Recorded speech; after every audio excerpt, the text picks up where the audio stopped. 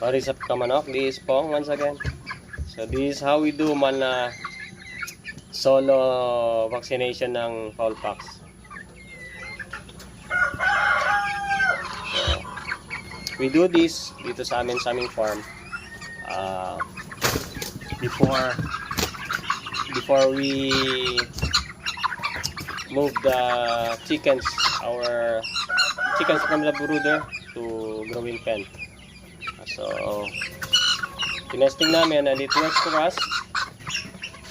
Okay, so ito ginagawa namin, yung medyo late kami nagbabakuna ng Fowlpox kasi yung cases namin ng Fowlpox pagdating sa may grow out pen, medyo late rin lumalabas sa mga around 2 months mahigit or pataas. So kapag kasi may cases ka ng Fowlpox, nagti-trigger din yung nagti-trigger niya din yung mga cases ng coryza.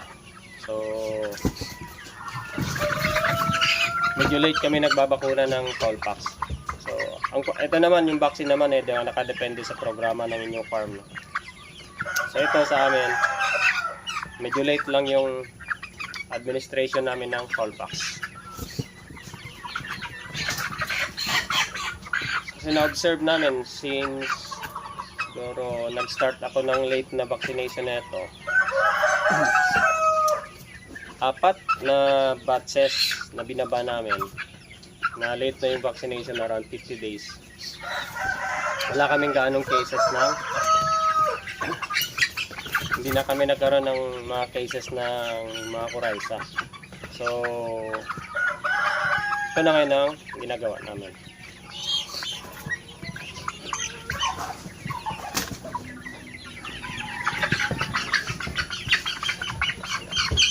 Konti lang naman ito, nasa 30 plus yung babakunahan ko ngayon. Next batch natin,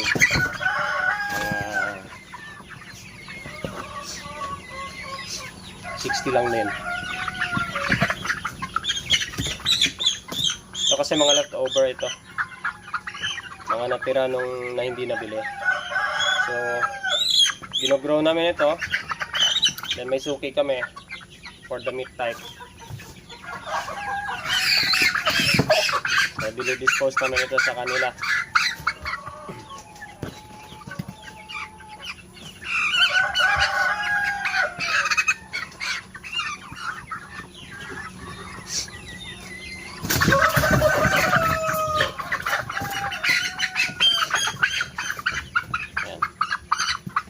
Medyo mabagal lang kapag mag-isa ka sa nagbabaksinate.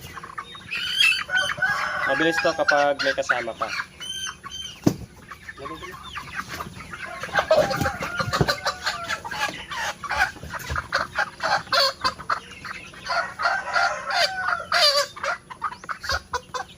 So, yun, reminder.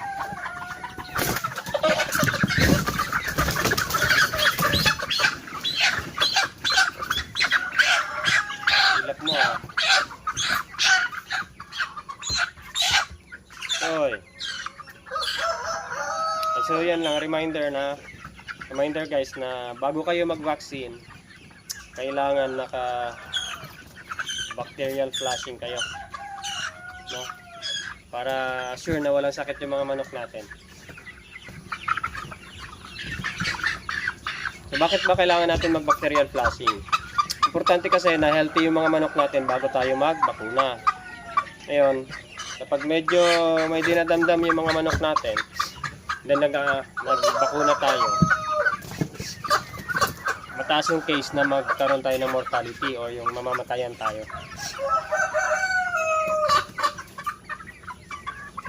Kasi nga, mahina yung immune system nila, then tuturukan natin ng bakuna.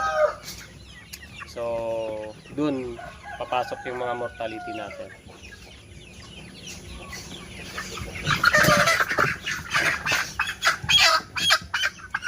Medyo busy na kasi tayo kaya medyo late na rin yung bakuna natin. Dali.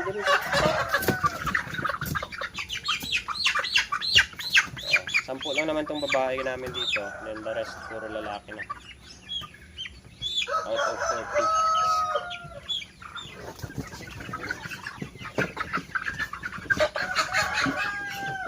Ito ay mga D109 at D102 mix.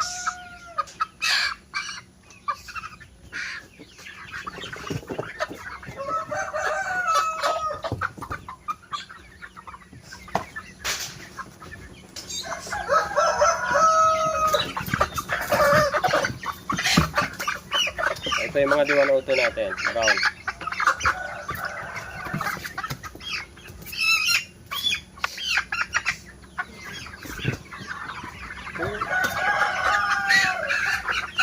Ito yung mga males nila, yung mid type.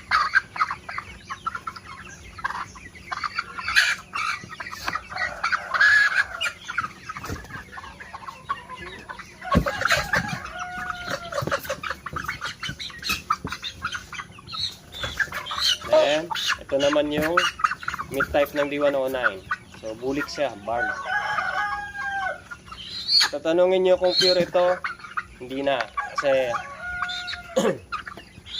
cross ito ng, yung parent stocks natin ay barred at saka Rhode Island Red.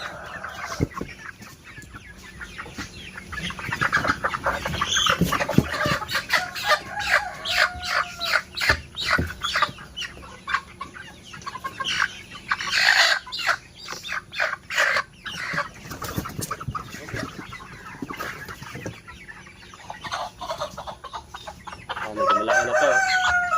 Lapit na. Mga 2 weeks pwede na ito ma-dispose.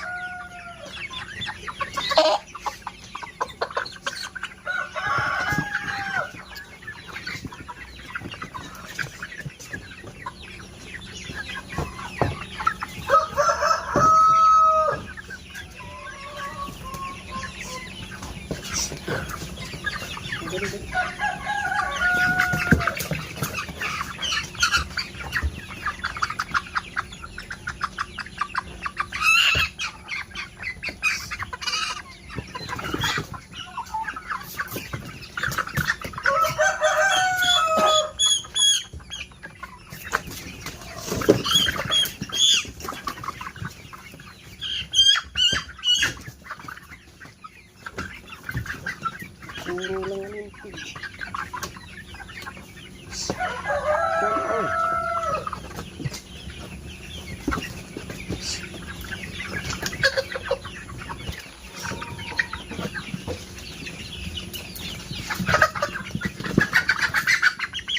Kaya naman yung mga D109 natin. Females. So, black yung females natin ng D109.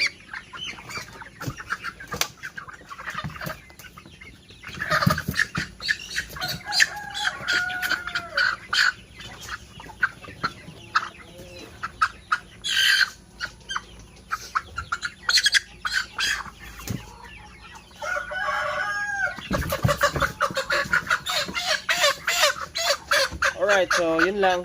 Thank you guys. Bye-bye.